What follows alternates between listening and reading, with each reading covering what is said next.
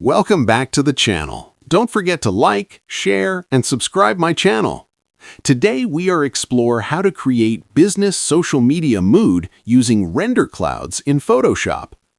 I open Photoshop and create a square canvas. I pause because social posts need instant impact. I create a new layer and apply render clouds. The pattern feels organic. I lower contrast using levels. I apply a brand color overlay. I mask out the center slightly to protect text. The mood now feels premium.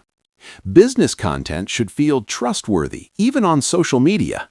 Render clouds helps remove flatness. I stop when the post feels calm yet confident. Thank you